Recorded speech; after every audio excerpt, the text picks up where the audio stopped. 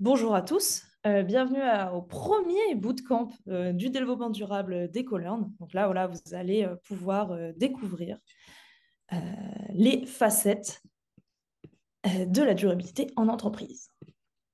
Donc, pour m'accompagner aujourd'hui, on a Elena Mathias Casacuberta. Je me suis entraînée, normalement c'est bon.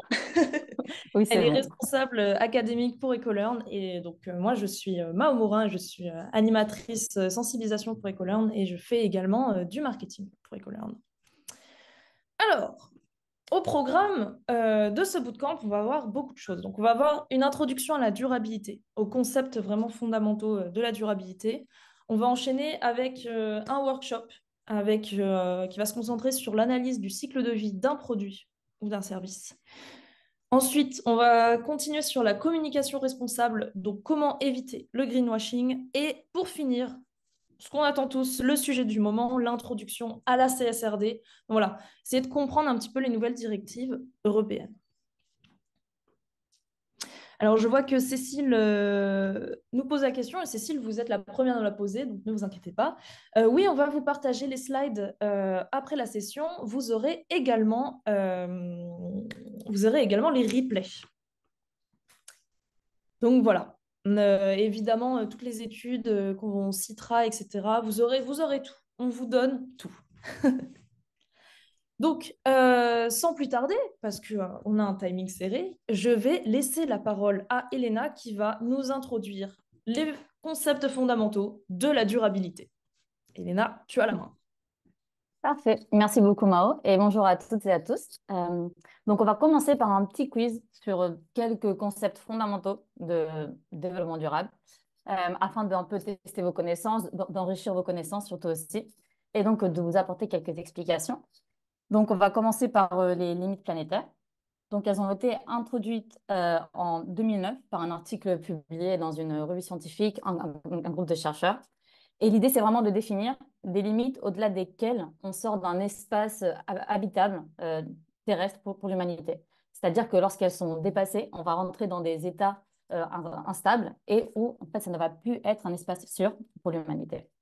Et ça a été vraiment un travail très intéressant et très utilisé aussi actuellement pour définir la durabilité d'entreprise. Et donc, pour commencer par la première question, avant de vous donner plus de détails, c'est est-ce que vous savez combien de limites planétaires il y a? Donc Ah, ça, je vois n'hésitez pas que j'ai à taper l'impression que tout le monde est bien au courant du nombre de limites planétaires. Ah, il y a 9. En effet, Ouais. ben, très bien, c'est exactement 9 limites planétaires. Et est-ce que vous savez, du coup, parmi lesquelles, en fait, parmi cette liste, où on a 8, il y en a une qui n'est pas une limite planétaire. Est-ce que vous savez laquelle n'est pas une limite planétaire?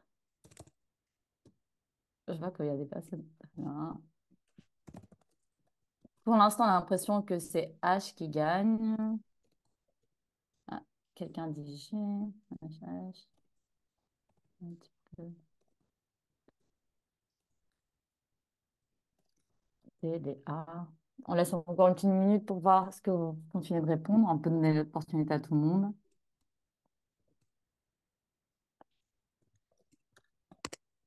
Hop, et là. Eh ben, en effet, la réponse était H. Et en fait, la dégradation des sols due à l'urbanisation incontrôlée, en fait, elle fait plutôt partie de la limite numéro C, qui est le changement d'usage des sols. Parce que cette limite C englobe généralement toutes les diverses formes de changement. Ça peut être lié à tout ce qui est agriculture, déforestation, mais aussi à tout ce qui est les enjeux d'urbanisation. En fait, on va utiliser des terres qui pourraient être agricoles, par exemple, pour construire des résidences ou des villes. Et donc, elle est plutôt incluse dans la C. Et donc, parmi les 9 limites planétaires, donc on va vous donner le nom après de toutes les limites, est-ce que vous savez combien ont été dépassées en 2023?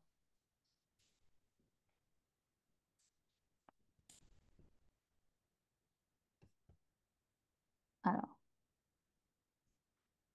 je vois des 6, je vois des 3, 4, 6, Pour l'instant, c'est le 6 qui gagne avec un 4 ou un 3.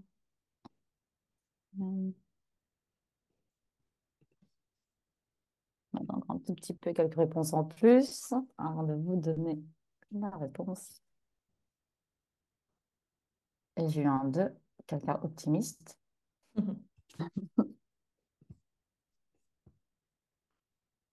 Hop. Et ben, je pense qu'on peut leur donner la Oui, réponse. je pense qu'on peut donner la réponse. Ben, la réponse, en effet, est 6. Alors, il y a eu une progression, disons. En fait, quand les limites planétaires ont été introduites en 2009, tout d'abord, il y en avait déjà trois. C'était l'érosion de la biodiversité, on va en haut à gauche, là. Le changement climatique et la perturbation des cycles biogéochimiques qui avaient déjà été dépassés en 2009. Ensuite, il y a une quatrième limite en 2015, qui est le changement d'usage des sols, dont on a parlé tout à l'heure, qui a été aussi dépassé. Et puis ensuite, en 2023, il y en a eu deux de plus, c'est-à-dire l'utilisation et le cycle de l'eau douce, qui est en haut à droite, et les nouvelles entités dans la biosphère. Alors, cette évolution aussi en fait, du dépassement des limites est aussi liée au fait qu'on révise les différentes limites, parce que derrière chaque limite, il y a des seuils scientifiques avec des calculs précis, des différentes unités euh, qui sont définis par le Stockholm Resilience Center aujourd'hui, qui a repris un peu le travail du groupe de scientifiques. Et du coup, bah, chaque mise à jour, parfois, entraîne justement des nouvelles évaluations, et donc on voit des nouvelles limites dépassées. Et donc maintenant qu'on connaît un peu les limites planétaires, même si j'ai bien vu que la plupart d'entre vous déjà avaient une bonne connaissance de ces limites, on peut passer à l'économie du donut, qui a été théorisée par l'économiste britannique Kate Raworth, et qui vient compléter justement cette approche par les limites planétaires. Donc, je ne vous présente pas trop en détail cette théorie parce qu'on va faire deux petites questions sur le sujet. Donc, je vous propose de passer directement à la première question, qui parle déjà de ces principes. Et est-ce que vous savez, parmi ces trois principes, lequel n'est pas visé par l'économie du donut? Est-ce que c'est sortir d'une logique qui cherche à maximiser la croissance du PIB? Est-ce que c'est prioriser les enjeux sociaux sur les enjeux environnementaux? Ou est-ce que c'est garantir les besoins de base? Ah, je viens de voir la question de... Alors, un, deux... Lequel n'est pas visé, hein? Là, on demande qu'est-ce que l'économie de donut ne veut pas faire. D'accord?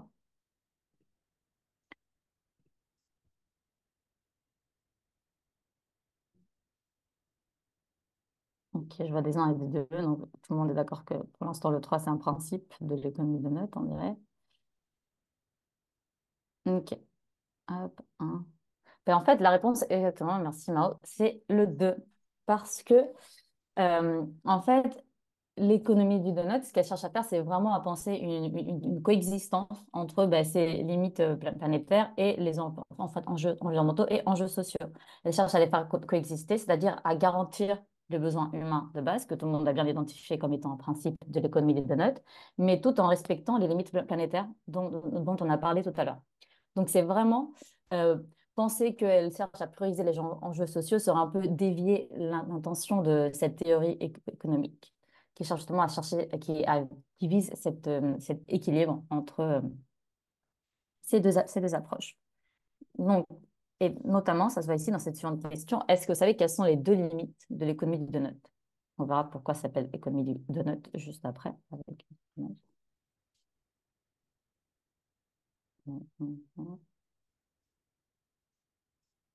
Oui, je vois que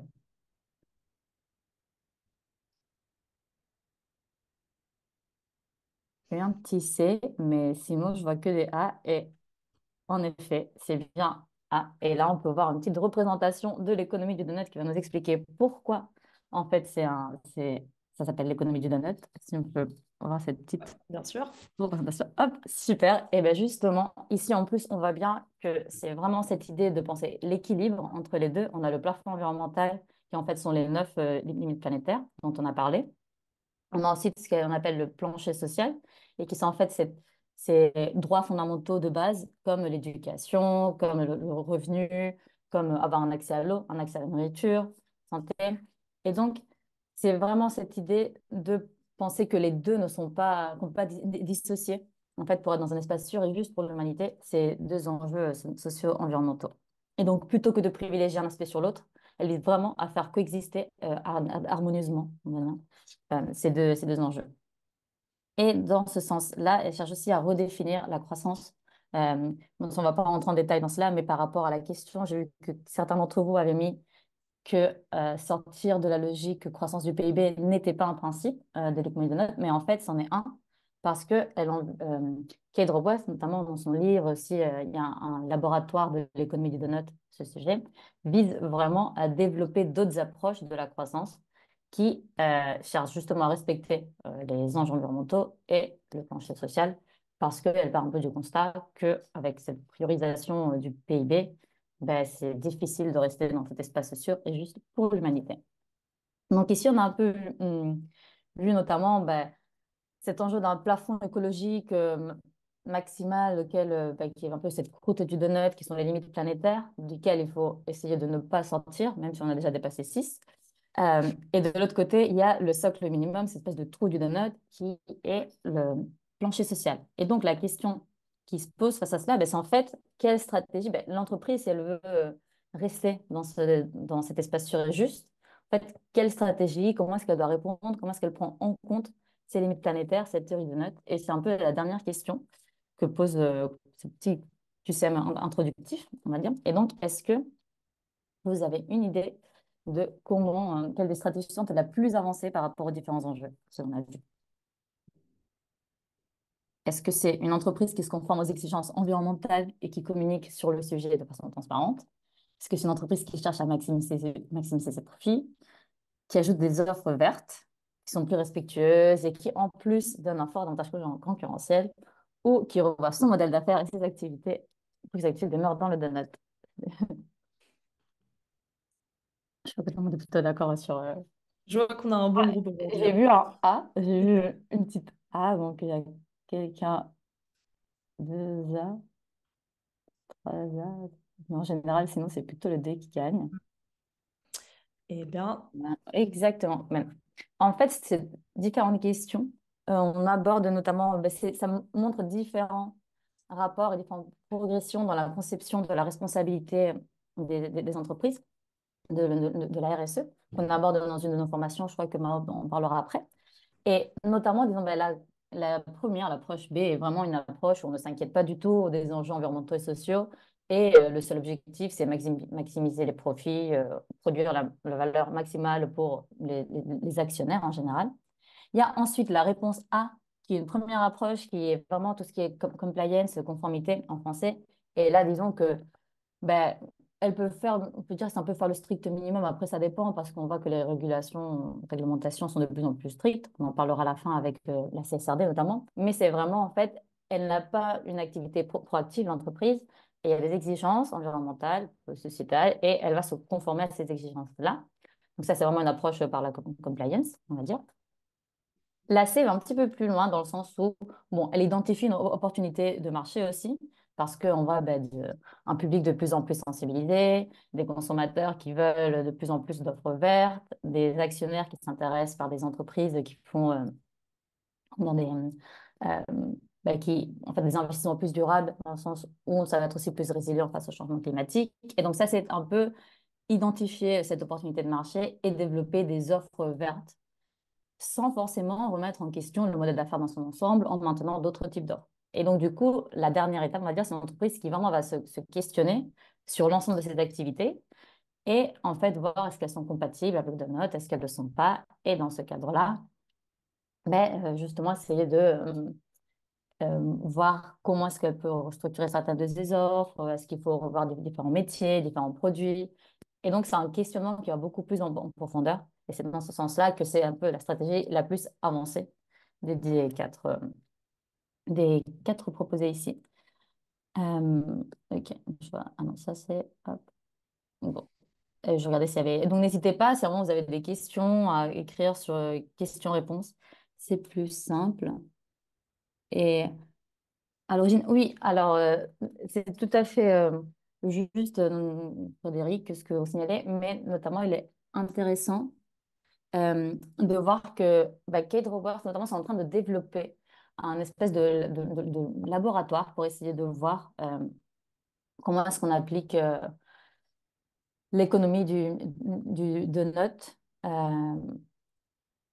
On va dire c'est le deal, le Donut Economics Application, je crois, Lab, non, Action Lab. Et il s'intéresse aussi à comment est-ce que cela se traduit pour les entreprises, parce que bah, les entreprises ont quand même un poids énorme sur le fonctionnement économique. Et donc, même si c'était peut-être plus simple d'adopter par certaines villes, ça permet aussi euh, de voir comment l'appliquer pour l'entreprise. Et oui, en effet, c'est un modèle assez compliqué. Donc, alors, je vois que Samira demande, est-ce qu'il y a des études qui ont déjà revu? Alors,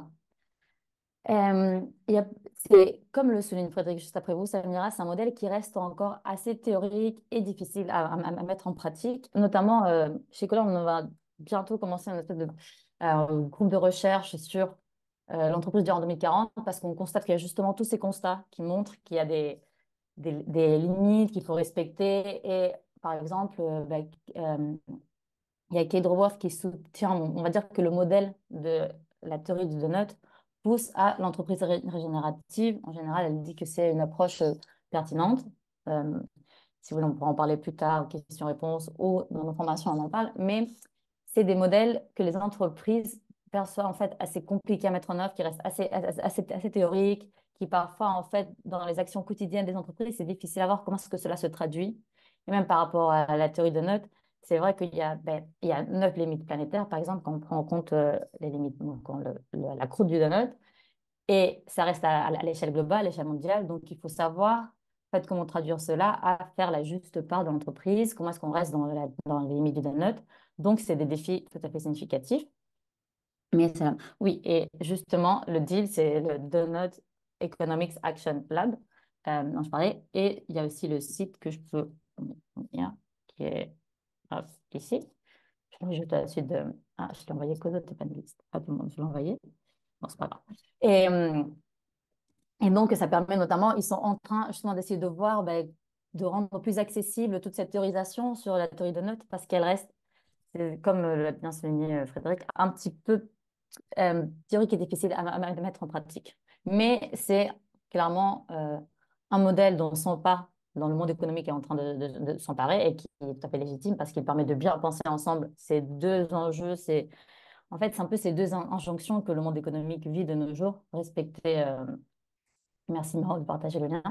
Euh, c'est justement un peu cette injonction auxquelles les entreprises sont soumises que la CSRD traduit aussi dans des exigences de reporting dont on va parler après, le devoir de vigilance, pareil, respecter tout ce qui est les enjeux de droits humains. Donc, vraiment.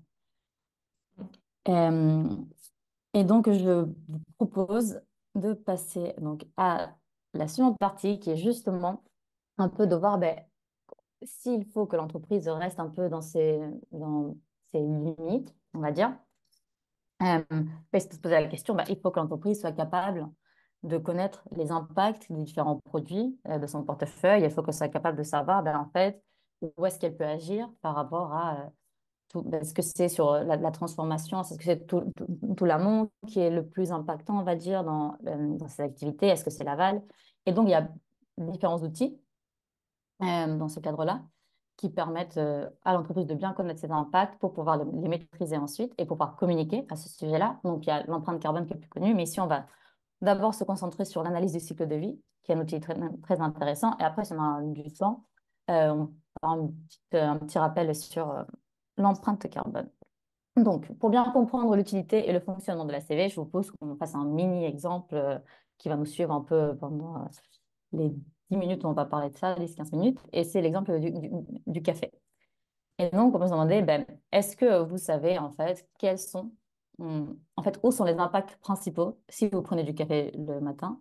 euh, Où sont les impacts principaux? Quels sont les moments de cette production du café, de cette consommation du café qui ont l'impact le plus important au niveau environnemental et aussi social?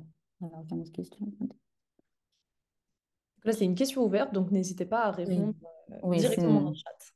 ouais, c'est moi. Alors, je vois Alors, je qu'il y vois a... Ouais. transport, Ah, il y a Muriel dans déforestation. questions et réponses qui nous dit l'eau, Et je vais essayer de l'eau, culture, transport, production. Ah, j'étais en train d'essayer de... déforestation.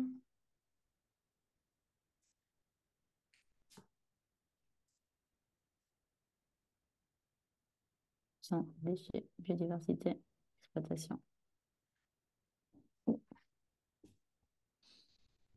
Précarisation pour l'emballage et des capsules Nespresso.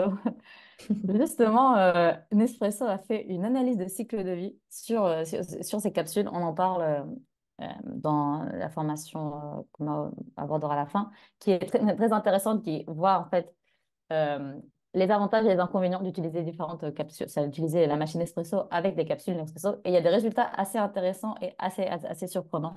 On y reviendra à la fin. Exactement. Je vois ici que Cécile Roth a en effet tout bien signé. Comme pour une toute ACV, l'analyse multifactorielle dépend de l'unité considérée et du facteur à regarder. Et donc, comme en fait, tout ce que vous avez dit est juste, mais en fait, il y a différents éléments qu'on a besoin de savoir avant de pouvoir définir quel est en fait l'impact le plus important. Tout d'abord, en fait, est-ce qu'on va prendre du café soluble? Est-ce que c'est du café qui n'est pas soluble, qui est en grain? Est-ce qu'il est mou? Est-ce qu'il est pas... Est-ce qu'il a été moulu avant? Ou est-ce on a un espresso broyeur à la maison? Donc, c'est aussi l'enjeu de la machine utilisée, parce que chaque machine, en fait, une cafetière italienne, la machine Nespresso, en fait, ça ne va pas avoir le même impact dans l'énergie utilisée, dans la fabrication de la machine même. Ensuite, est-ce qu'on consomme que du café? Est-ce qu'on ajoute du lait dans notre tasse? Donc, tout ça va en fait définir le cadre d'usage qu'on va avoir du café. Et donc, ça va être important, on va le voir après. Et comme vous l'avez tous bien souligné, en fait, les ingrédients et les matières premières ont en fait, sont un des impacts clés. Dans la l'ACV de Nespresso, on le voit très bien, c'était le principal. Et c'est en fait, il y a tout l'enjeu environnemental qui est lié à tout ce qui est déforestation, biodiversité, vous en avez bien parlé, utilisation de l'eau, tout ce qui est pesticides aussi. Et il y a l'aspect aussi social, en fait, dans quel cadre euh, la culture du café, dans quelles conditions sociales elle se fait? Est-ce que c'est plutôt du commerce équitable? Est-ce que ça va être en revanche du café pas cher qu'on vend avec pas du respect, le respect de certaines conditions de travail? Donc tout cela doit être bien défini dans l'ACV qu'on va réaliser pour être sûr qu'en fait on a les éléments nécessaires pour analyser tout le cycle de vie de notre produit. Et donc, c'est là que en fait l'ACV rentre en compte. Et notamment, c'est une méthode qui est standardisée, qui est très normalisée par les normes ISO.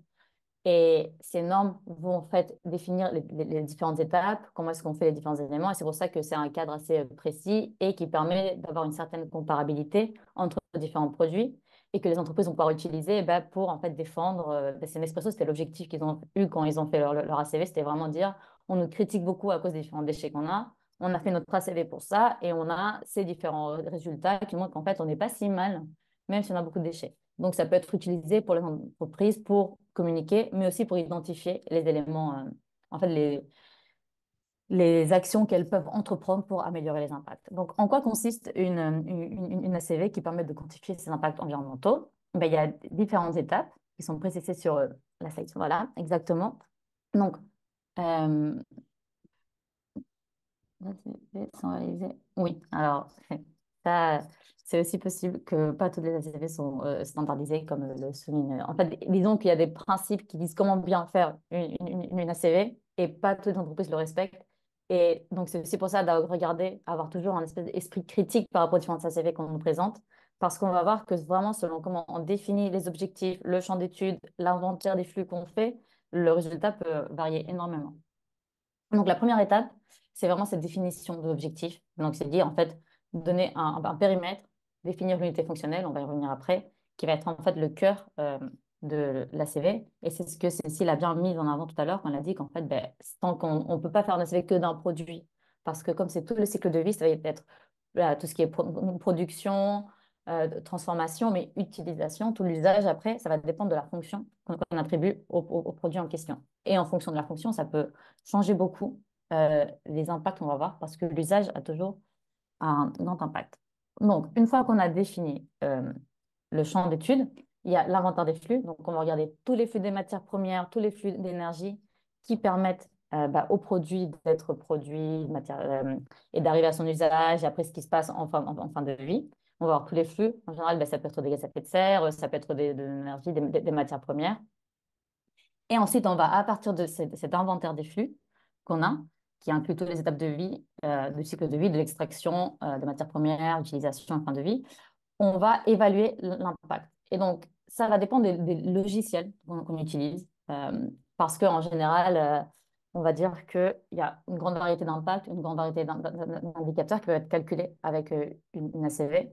Et donc, ça va être ben, les méthodes qu'on va utiliser, qui vont faire une espèce de sélection et ça va distribuer. Et en fait, il y a énormément d'indicateurs. En fait, certaines méthodes de caractérisation peuvent calculer plus de 50 indicateurs d'impact différents avec un même inventaire de cycle de vie. Donc, voilà. Et en fait, on voit qu'elles sont toutes ces étapes de cycle de vie, il n'y a pas qu'un sens. Elles sont itératives dans le sens où ben, on va interpréter à la fin l'impact pour prendre des décisions éclairées, mais aussi ça va pouvoir nous dire, mais en fait, si on a identifié ceci, on peut pouvoir refaire on peut redéfinir un peu le champ d'étude de façon un peu plus précise, qui va nous permettre d'avoir des flux plus, on va considérer certains d'autres flux qu'on n'avait pas considérés ou changer l'usage. Et donc, on va réévaluer l'impact pour réinterpréter. Donc, c'est vraiment aussi, si on change certaines opérations, ça va faire évoluer les choses. Donc, euh, alors, on va voir maintenant pourquoi est-ce que ces outils prennent-ils en compte aussi les fournisseurs? Oui, oui, oui, oui. Ben, alors, on va passer à l'unité fonctionnelle, qui est justement un élément clé qui va permettre de répondre à la définition, à la question de Mathilde Notin. Non, en fait, l'huile de colza n'aura pas le même impact si elle est utilisée en alimentation pour faire rouler des avions. C'est bien ça parce que, euh, en fait, il va falloir définir pourquoi est-ce qu'il est utilisé. Bon, en plus, la quantité ne sera pas la même. Le scope 3, donc on a rappelé pour l'impact carbone, ne sera pas le même. Mais bon. Donc, le concept d'unité fonctionnelle.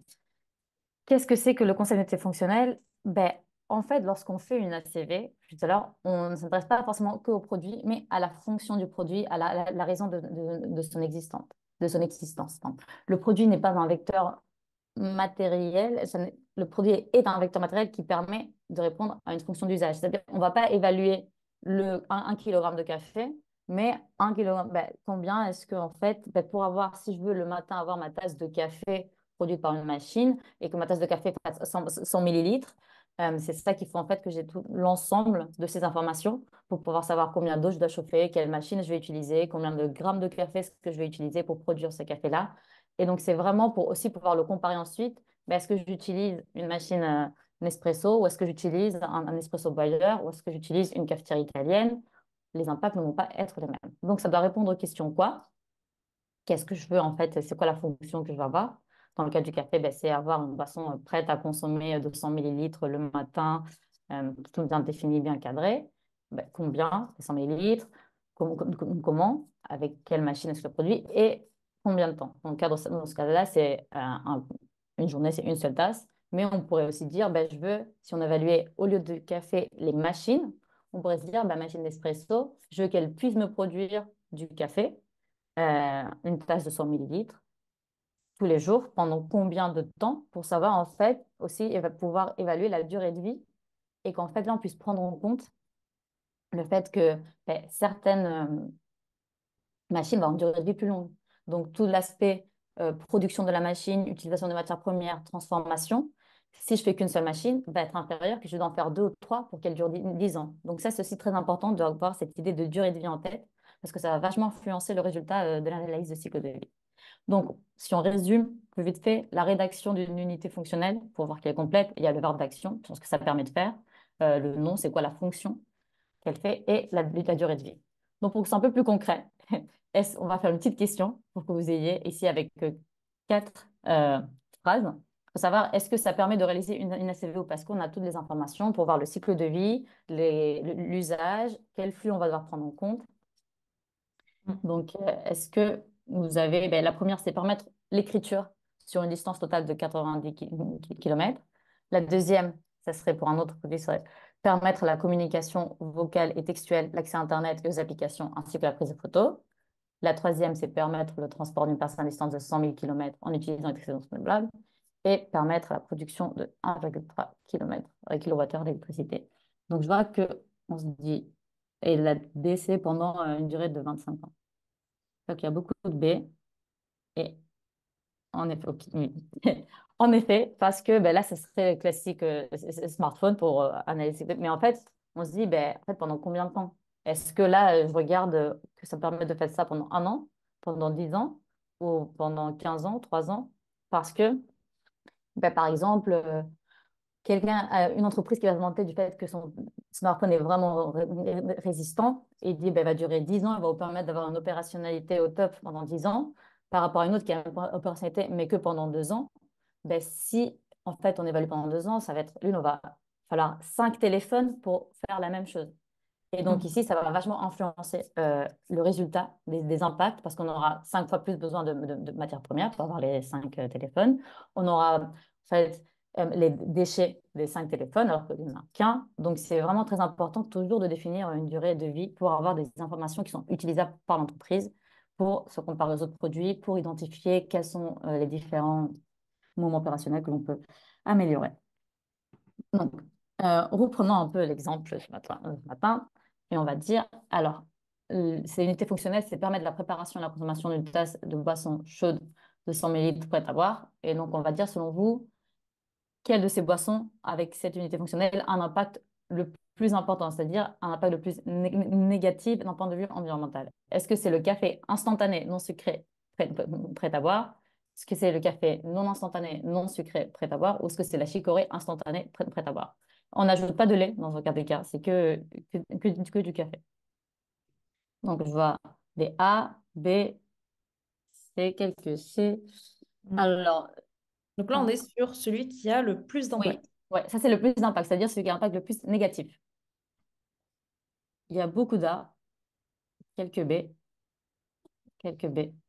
Ben, en effet, je pense qu'on peut dire que le c'est le A.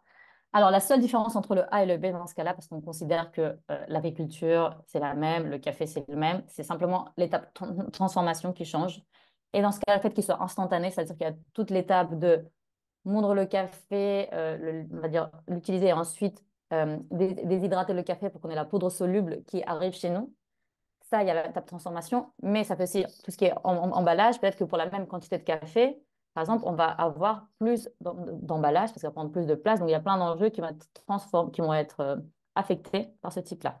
On aura juste des données après qui justifient pourquoi cela, Mhm. pourquoi c'est le plus impactant. Et du coup, lequel est pour vous celui qui a l'impact le moins important entre le B et le C, en effet. Ah, oui, en effet, c'est le C, parce que la chicorée, c'est surtout, comme vous avez bien indiqué dès le départ, le café a beaucoup d'impact au niveau de production de matières premières, surtout et tout ce qui est transport, parce que il n'est pas produit en France, alors que la chicorée peut être européenne, peut être locale. Et donc, si on passe à la slide suivante, on voit ici, en fait, par kilogramme de produit pour cette production, pour cette boisson prête à boire. En fait, on voit que le café instantané non sucré a quand même 0,26 entre l'action et l'unité fonctionnelle. Un, c'est vraiment le verbe et l'autre, c'est quoi? Donc, c'est juste pour avoir une rédaction, mais ça va permettre de voir quelque chose. Donc, l'ensemble, c'est la fonction que ça permet de faire, l'unité fonctionnelle. Donc, parce que ça peut être aussi fournir de l'électricité. Là, on va mieux. Fournir, c'est vraiment le verbe que la panneau solaire va faire. Là, je reprends la question du chat. Pardon, je vais pas demander aussi. Fournir, fournir. Et ici. Alors, tiens, fonctionnation. Oui, alors ici, c'est ça, parce que en fait, là, pour voir lequel est le plus impactant, on a considéré que tout le reste par rapport à la question de Cécile. Là, en fait, ça, c'est les données pour justifier pourquoi est-ce qu'entre le A et B, c'est là, j'ai corrigé. Oui, c'est bien. Euh, par rapport à Cécile, oui, c'est juste vraiment pour montrer que les étapes du cycle de vie qui vont affecter le plus ici, comme on va entre A et B, c'est la transformation et le transport vont avoir un effet important, alors que la consommation moins. Et pour l'étape C, ça va être qu'en fait, tout ce qui est en amont va avoir un impact. Euh, en fait, l'ingrédient a un impact significatif. Et donc, ces données vont être utilisées. Ça, c'est parce qu'en fait, on n'a pas fait nous, les analyses de cycle de vie, mais on a utilisé une base de données que l'ADEME est à disposition avec des différentes comparaisons où ils font en fait des ACV à partir de ces produits pour avoir un café instantané non sucré prêt à boire. Donc là, il faudrait diviser, si ça c'est par kilogramme de produits utilisés, il faudrait savoir combien de grammes de café on met dans une tasse pour prendre l'action de Céline, et du coup diviser. Mais on part du présupposé qu'on utilise la même quantité de café dans les deux. Donc, c'est pour ça. Alors, Euh, et là, on est un petit peu short sur le timing, donc Ah, je vais pardon. Donc, voilà, oui. Et désolée, hein, oui, c'est alors, toujours comme oui, ça quand on a plein de oui. questions. Du coup, je réponds à la dernière question. L'unité de impact, en fait, là, c'est la dernière étape de l'évaluation de l'impact de la CV, où en fait, on peut, si on veut, arriver à un indicateur unique que l'Europe a défini, c'est le PEF, Product Environmental, je sais pas, Footprint. Et donc là, il n'y a pas d'impact, il y a pas d'unité. On peut en donner, je crois que parfois c'est PET ou PT, mais vraiment, ils le définissent, en tout cas, base de données, ils n'en mettent pas. Micro-point. Oui, ça peut être exactement, c'est exactement PT de point ou micro-PT, mais ici, euh, pour la base de données de l'ADEME, ils le précisent, ils mettent pas il est possible de ne pas mettre d'unité ou on peut mettre micro-point si vous voulez. Euh, et donc voilà. Et donc, si on peut dire le moins loin, le moins d'emballage, le moins traité, transformé est mieux. Ben, ça, justement, un Nespresso a essayé de montrer que moins d'emballage, c'est pas forcément le mieux parce que eux, ils utilisent cette question où on a déjà parlé, donc si tu veux, on pourra la sauter comme ça, on aura le temps de parler des autres choses et faire bien le micro-machine. Mais je réponds juste à la question. Ce qui est assez surprenant de la CV que Nespresso a faite, après, ils ne prenaient pas en compte la durée de vie des machines. Mais en fait, ils ont montré que comme eux, ils avaient une dose de café qui était très précise, du coup, ils utilisaient moins de café. Du coup, en fait, ils avaient plus d'emballage, mais la part de l'emballage dans l'impact était tellement petite par rapport à la quantité de café utilisé, parce que là, c'était surtout les matières premières et l'utilisation d'énergie dans la production du café à la maison.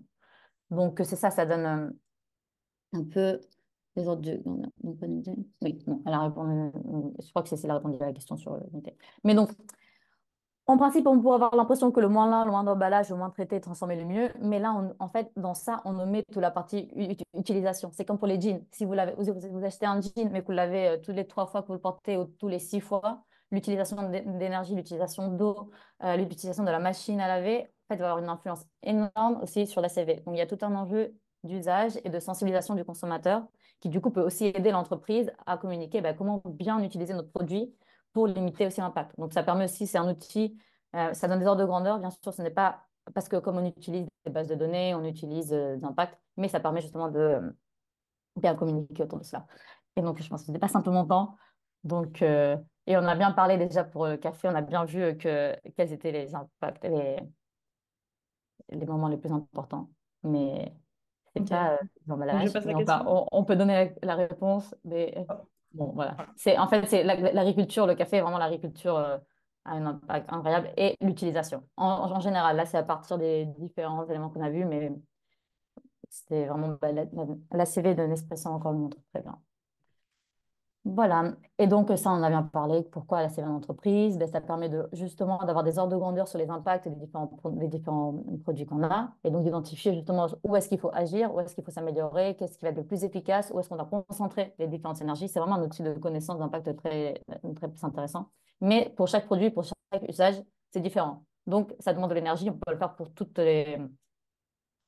euh, pour tous les produits, ça peut être parfois compliqué. Mais ça donne un peu des ordres de grandeur de quelles sont les opérations à améliorer et permet de prendre des décisions éclairées. Et donc de communiquer et d'améliorer l'image de marque et d'être plus compétitif.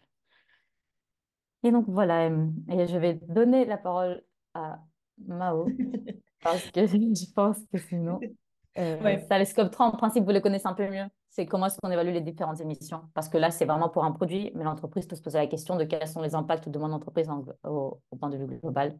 Et donc, ça permet de savoir, en fait, quelles émissions de gaz à effet de serre on a en fonction de est-ce que c'est les émissions directes, est-ce que sont indirectes liées à l'énergie, ou est-ce que c'est toutes les autres émissions indirectes, scope 3, c'est-à-dire l'usage en aval et la production en amont. Et comme toujours, c'est en amont et en aval, scope 3 où il y a les plus grandes émissions.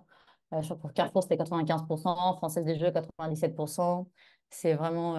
Et ce qui montre aussi l'utilité des ACV parce que ça permet justement d'identifier l'impact en aval, par exemple, l'usage des machines à café, l'énergie, le lavage pour les jeans, et donc du coup d'essayer de sensibiliser et d'influencer comment les consommateurs, les éduquer, communiquer avec eux pour améliorer l'impact en aval. Et en amont, quand on identifie que les ingrédients ont un poids clé, essayer d'optimiser la quantité d'ingrédients utilisés, tout ce qui est provenance, le transport, et travailler sur ça. On va voir du coup switcher du café à la chicorée, mais là, les consommateurs sont pas prêts, je crois.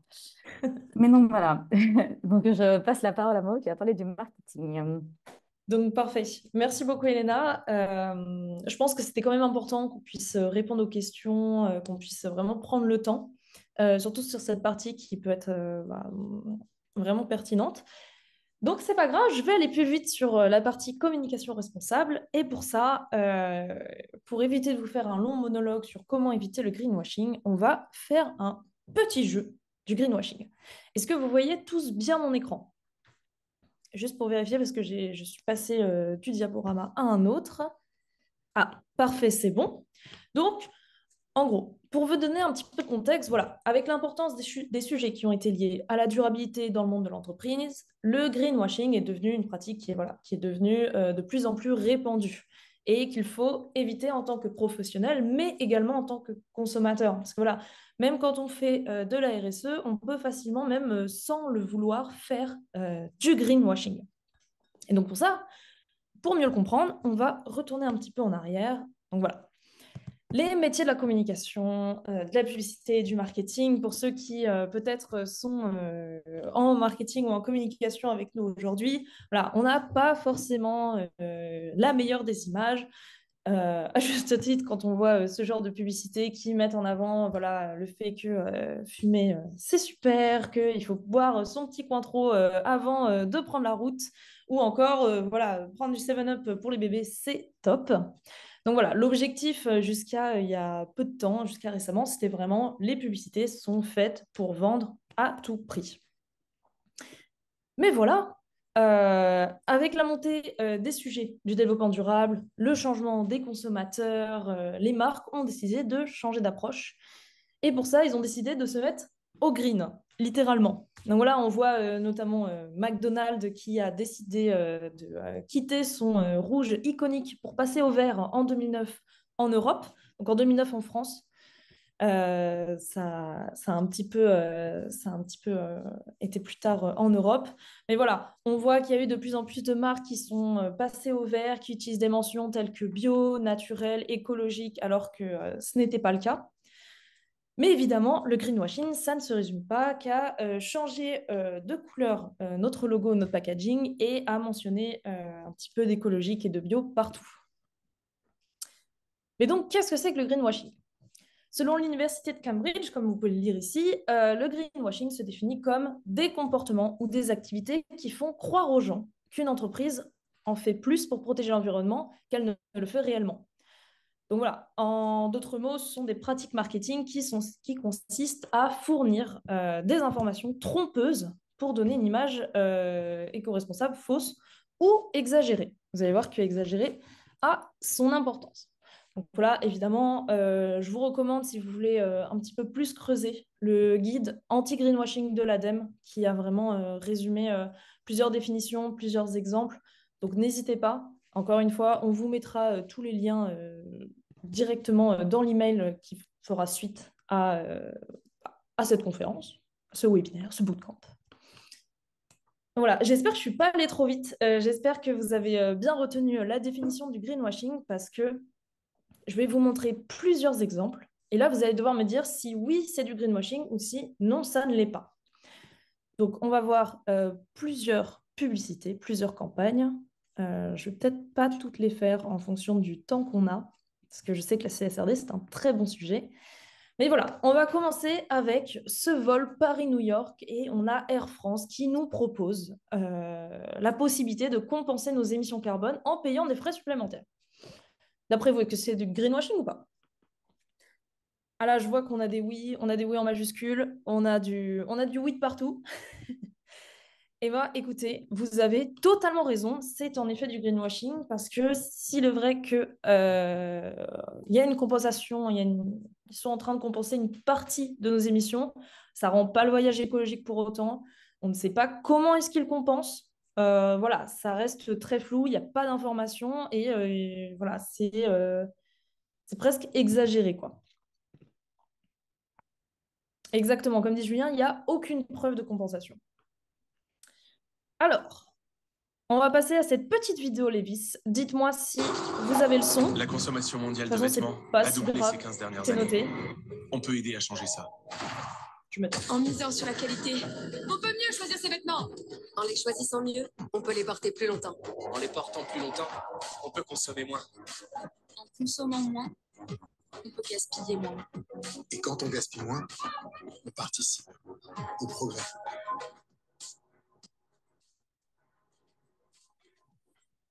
Alors, d'après vous, est-ce que c'est du greenwashing ou pas? Alors là, par contre, on est un peu plus entre deux. On a du non, on a eu du oui. Je sens que ça tend vers le non.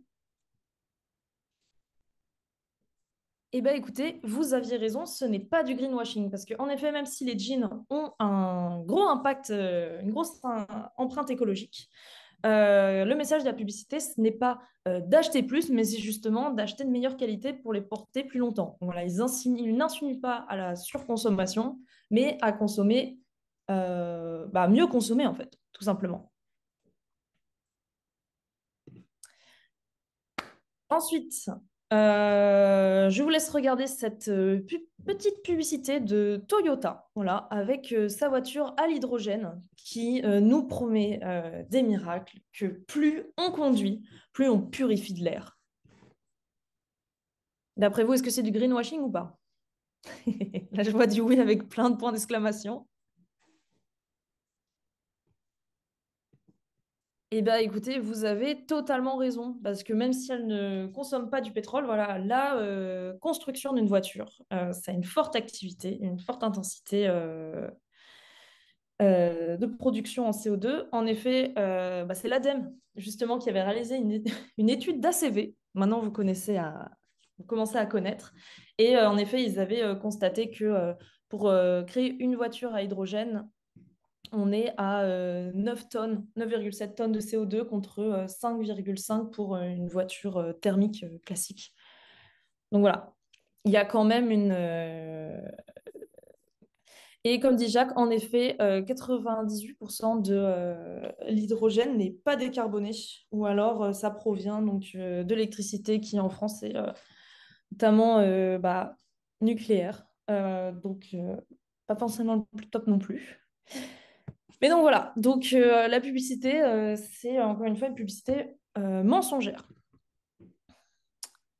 Attention, là, on part sur la marque Innocent. Innocent, voilà, vous êtes dans votre petit supermarché local. Vous voyez cette nouvelle marque de fruits notée Innocent. Vous allez sur leur site web et vous voyez que l'entreprise est certifiée Bicorp et qu'elle répare la planète. Est-ce que pour vous, c'est du greenwashing ou pas? Alors là, je vois du oui. Alors oui, parce que c'est Coca-Cola, mais là, on se concentre vraiment plus sur le produit innocent. Je vois qu'on part sur du non. Ah, je vois qu'on repart sur du oui. Écoutez, on va tout de suite trancher. C'est en effet du greenwashing. Parce que, en fait, simplement le terme, comme Nathalie le dit, le terme réparer qui gêne, voilà, les bouteilles innocentes, elles sont quand même dans des bouteilles en plastique. Le plastique contribue énormément à la pollution.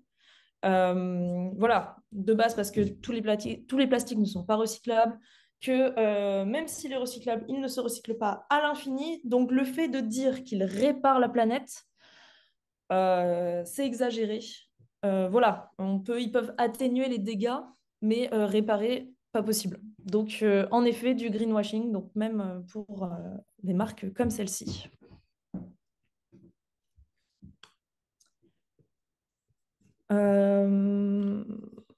Alors, je vais peut-être passer celle-ci pour pouvoir avancer. Voilà, on va aller un tout petit peu plus vite.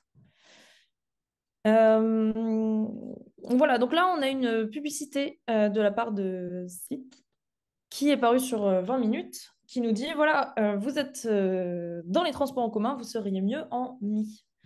Est-ce que d'après vous, c'est du greenwashing ou pas? Donc je vois que là, on a du oui. Et c'est en effet du greenwashing. Pourquoi? Parce qu'il dénigre une pratique ou un produit qui est plus éco-responsable. Donc, c'est du greenwashing. Voilà. Ils incitent le public à opter pour la voiture individuelle plutôt que de prendre les transports en commun. Donc voilà, dès qu'il y a une dénigration, enfin, dès qu'une publicité dénigre une pratique ou un produit qui est plus éco-responsable, c'est du greenwashing. Ouais, on pourrait carrément dire du greenbashing, en effet. Donc alors pour celle-ci, les couches, voilà, on a une affirmation, les couches écologiques numéro 1 en magasin bio. C'est un label qui a été apposé sur ces couches pour bébés. Est-ce que c'est du greenwashing ou pas?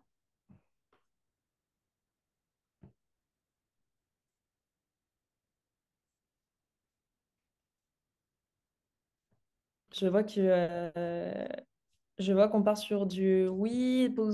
On se pose la question si c'est jetable ou lavable ou pas. La réponse, c'est que oui, en fait.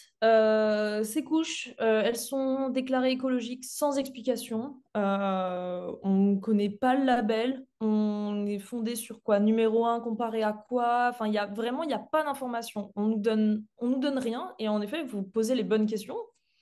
On n'est pas au courant. Et voilà, il faut donner plus d'explications. Alors attention, là, pour finir, là, on a Wigo qui nous propose des publicités nous disant que le jeu des plaques d'immatriculation, c'est sympa 5 minutes, mais Paris-Lyon en 2 heures dès 16 euros, c'est possible avec Wigo. Donc là, on n'a pas de greenwashing, apparemment, pour la plupart. Et en effet, vous avez raison, ce n'est pas du greenwashing, pas de problème pour cette publicité, même s'il y a un petit clin d'œil, voilà, un petit tacle pour tout ce qui est les voitures individuelles. Ça dénigre la voiture au profit des transports à impact environnemental moindre, comme les trains, donc ce n'est pas du greenwashing. Donc on peut faire des comparaisons en greenwashing, mais il faut qu'elles soient fondées. Ça, c'est très important. Oui, en effet, une publicité sur un camion, bon, c'est quand même... Après, voilà, Wigo a fait ses choix, mais voilà, ce n'est pas du greenwashing. Donc, je vais passer celle-ci qui est un peu trop longue. Et je suis désolée, je suis allée vraiment vite, mais voilà, en gros, concrètement, ce qu'il faut retenir, c'est que le greenwashing, voilà, ce n'est pas non plus le plus simple à repérer. Et c'est justement, si c'était assez simple, là, le greenwashing n'existerait pas. Vous avez pu retenir que voilà, il y a plusieurs choses à faire pour ne pas faire du greenwashing, que ce soit en tant que client ou en tant que spécialiste du marketing. Et donc, normalement, vous devriez pouvoir vous en sortir si vous suivez voilà, tous ces conseils. Donc, je vais repasser la main à Elena parce qu'on n'a plus beaucoup de temps. Je suis Oui, désolée. désolée. Aucun souci, c'est moi qui ai pris du temps tout à l'heure. Et juste pour répondre à la question sur est-ce qu'ils ont été poursuivis en justice ou pas, ça dépend très souvent aussi, ça peut être des associations, des ONG qui vont en fait accuser de greenwashing.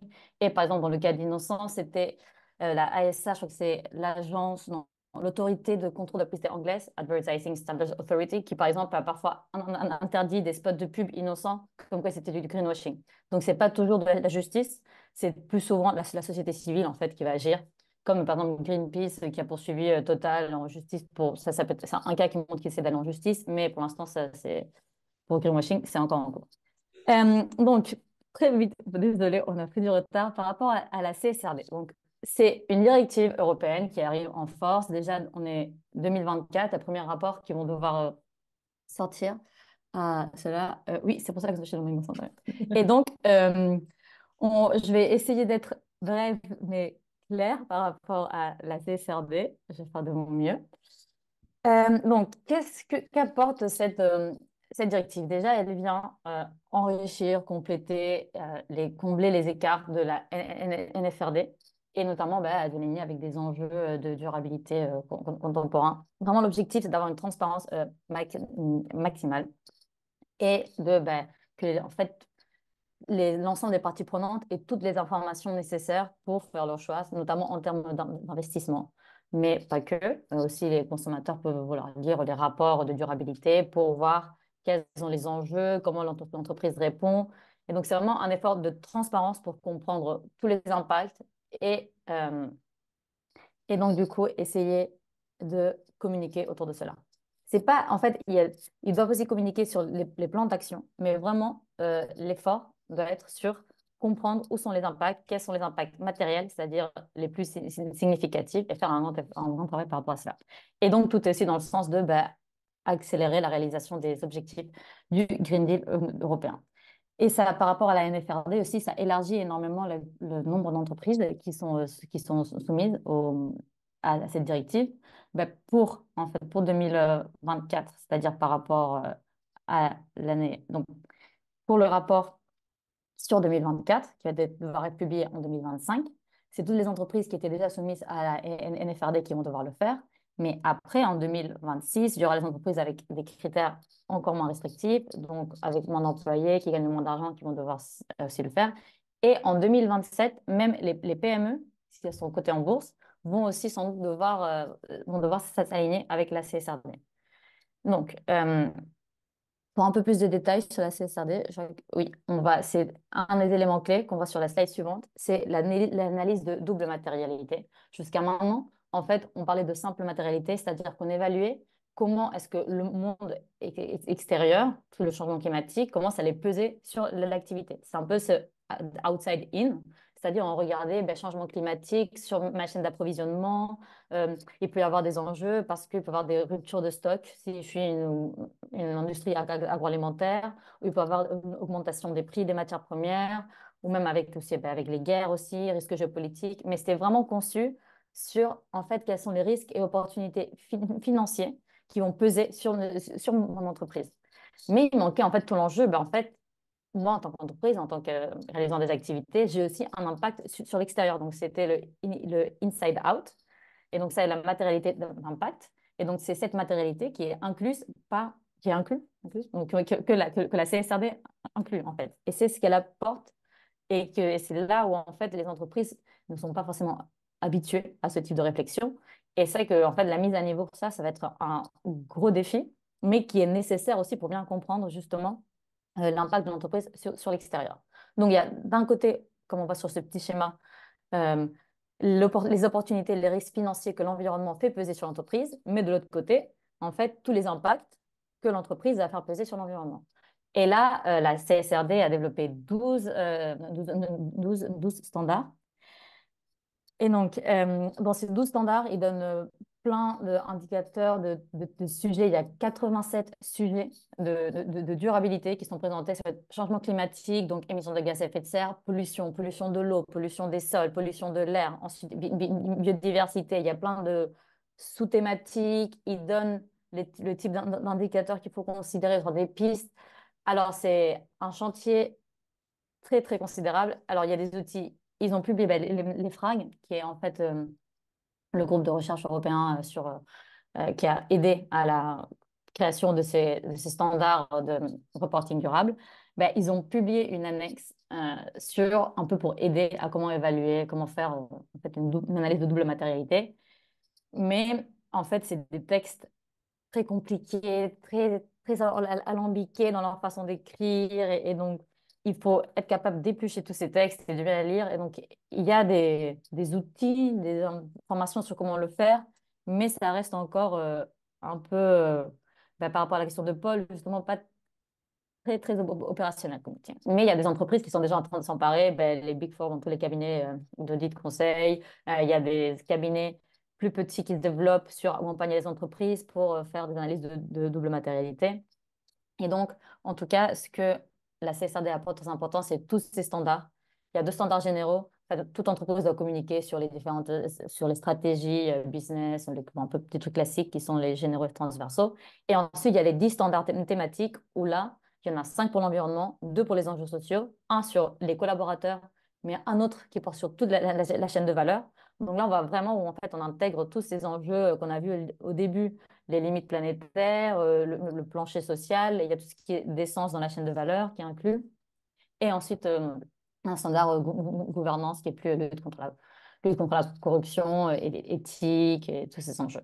Et donc, il y a des exigences de communication, des exigences de reporting Et l'analyse de double matérialité permet en fait d'identifier parmi tous ces standards de reporting lesquels est-ce que je dois prendre en compte en tant qu'entreprise parce que j'ai un impact sur ces niveaux-là. Est-ce que si sur la biodiversité j'ai un impact, il va falloir que je communique, que je respecte ces exigences de communication et reporting.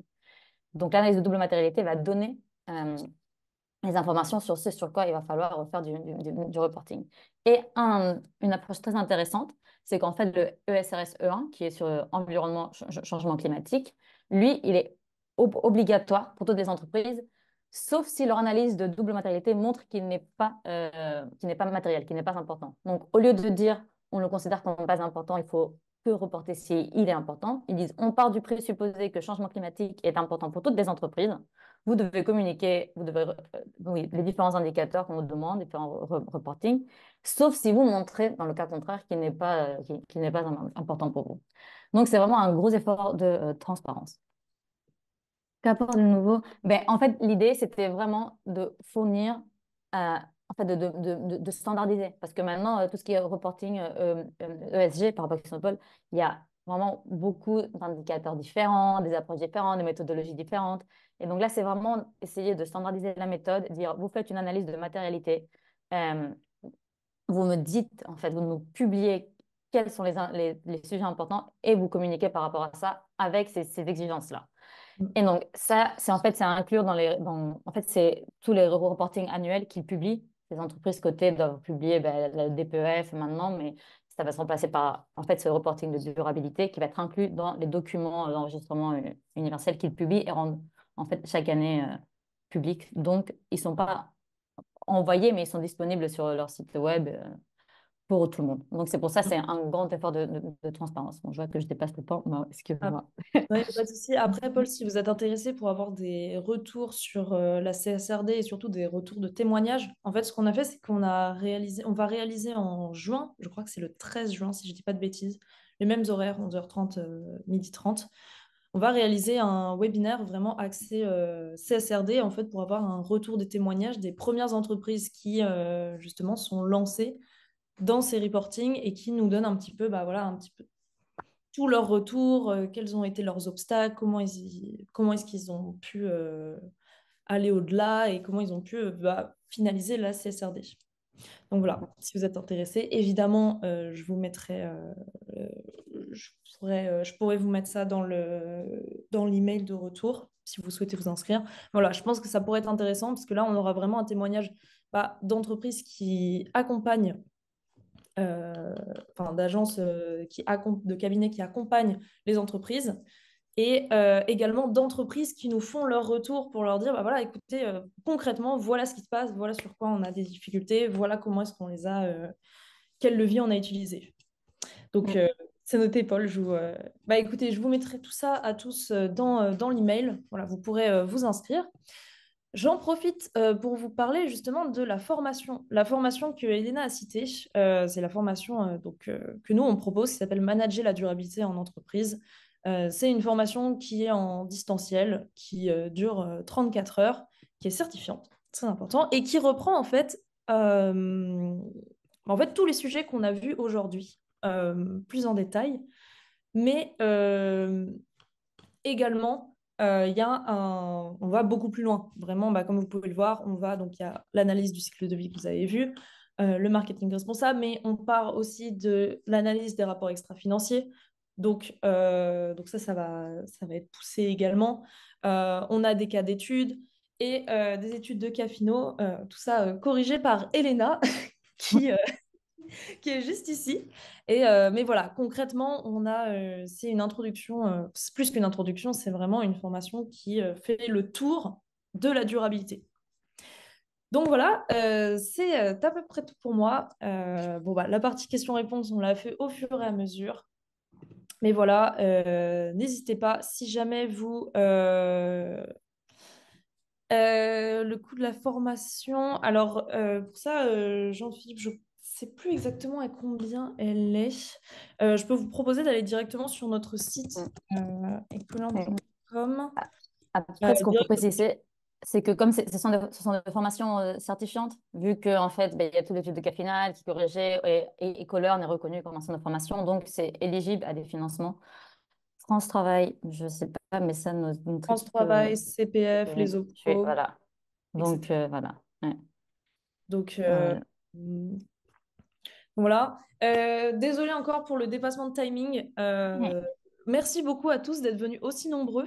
C'était vraiment un premier test pour nous, donc on est très reconnaissants. Donc oui, Jean-Philippe, c'est éligible CPF, ces formations-là. C'est des formations qui durent 34 heures, qui s'adaptent à votre rythme. Et voilà, ça a été créé pour les professionnels pour pouvoir s'adapter. Donc voilà, merci beaucoup pour vos retours. Vous êtes au Sénégal, il n'y a pas de souci avec ça. Normalement, on a des apprenants qui sont un petit peu de partout. Donc, euh, donc voilà. Donc, merci beaucoup. On va voir si le format vous a plu, potentiellement à continuer ce format, à le développer. Donc voilà, si vous avez des retours à refaire, n'hésitez pas à nous les faire par mail à l'adresse communication@ecoland.com. Et puis, on revient vers vous avec l'email, avec toutes les informations. Et puis, passez un excellent vendredi et surtout un excellent week-end. Merci beaucoup et à très bientôt. Au revoir.